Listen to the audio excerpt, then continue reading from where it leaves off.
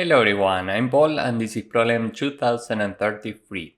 Minimum operations to make a uni-value grid. This is a medium math problem and next I will show you a reasonably intuitive solution. We are given a grid and an integer x. In one operation we can add x or subtract x from any element in the grid.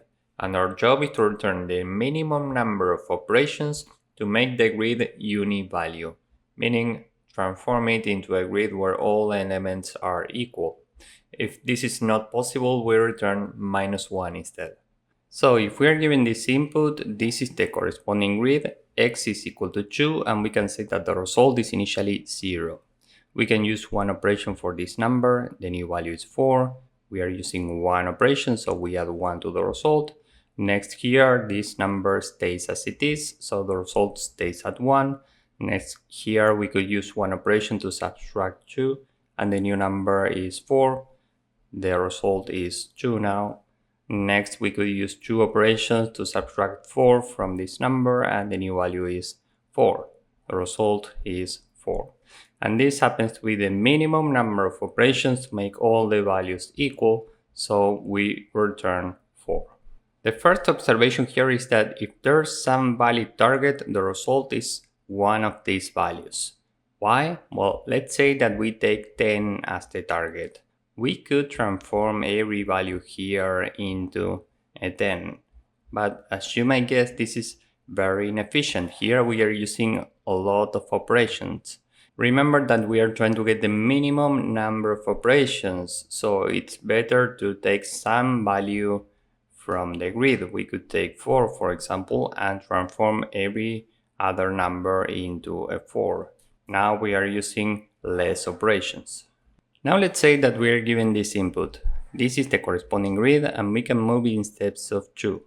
So let's say that we are here. There's no way to transform this number into any of these 2.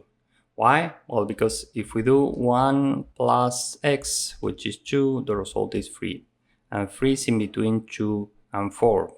And if we do 3 plus another step, the result is 5, and now 5 is larger than 4.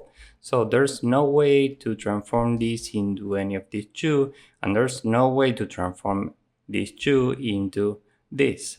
Similarly, if we take 3, there's no way to transform it into any of these 2, and there's no way to transform these 2 into a 3. So the result in this case is -1. Now the question is, how can we check this efficiently? Well, the trick here is that we can compare every number modulo x. 1 modulo 2 is equal to 1. Here 3 modulo 2 is equal to 1. Here 2 modulo 2 is equal to 0, and here 4 modulo 2 is equal to 0. And here we get different results. For example, the result of this cell is 1 and these two results are 0 and 0. This means that we will never be able to transform this number into any of these 2, and there's no way to transform these 2 into this number. Here we see the same. If we compare this with these two results, there's no way to transform this into these 2 or these 2 into this. So the key observation here is that we can go through these numbers one by one and check what's the result of each number modulo x. As soon as we see a different remainder, we know that we have to return -1. If all the reminders are equal, we can continue. Now let's say that we are given this example again. We can do 2 modulo x, which is 2, and the result is 0. Here we do 6 modulo 2, this is equal to 0, 4 modulo 2 is 0, and 8 modulo 2 is 0. Every value here is 0. This means that we have some valid target. The next question is, how do we get the minimum valid target? We need some efficient way to get the midpoint. So we can put all the elements into an array and sort it. After sorting, we get this, and the midpoint is at the total amount of elements, 4 in this case, divided 2. This is equal to 2, So we are looking at index 2. Our index is 0, 1, and this is 3. So we are looking at this number. And now we can go through these numbers one by one, starting from index 0. And every time we take the current number, in this case 2, minus the midpoint. The absolute difference of 2 minus 6 is equal to 4. So this is the corresponding distance, but we have to return the minimum number of operations. Remember that we are taking steps of 2 in this case. So now we can do 4 divided by x. We need 2 operations for this distance, so we can add 2 to the result.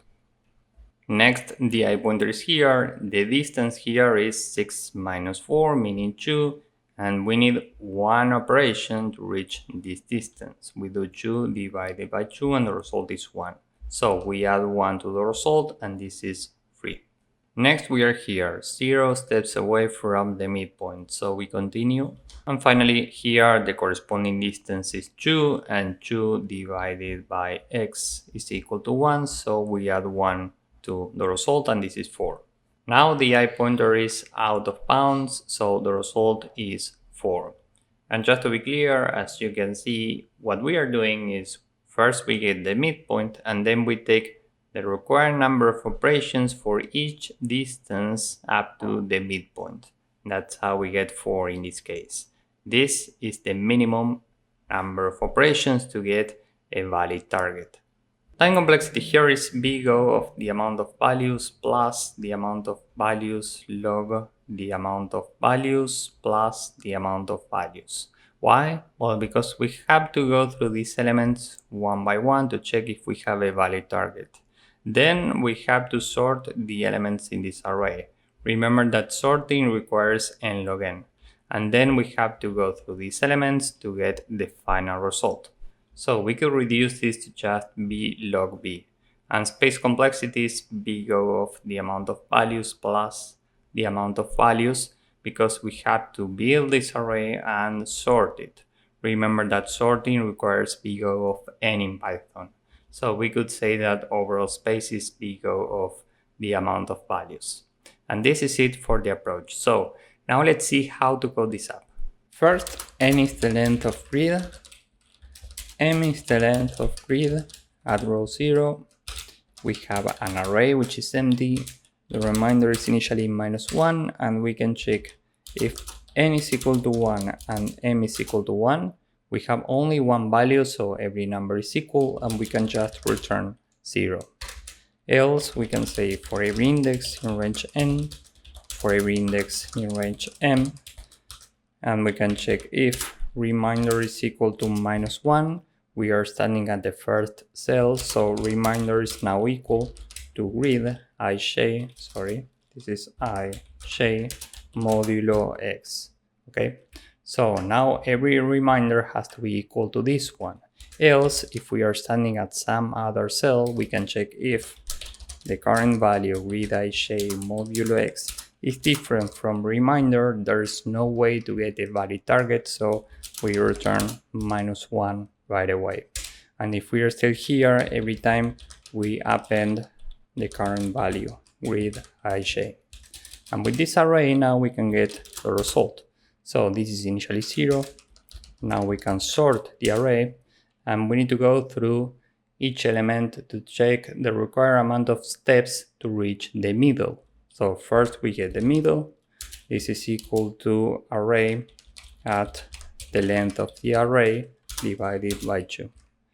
And now we can say for every value in the array, result plus equal the absolute difference between the value and the middle divided by x, because remember that we have to return the number of operations, so this is very important.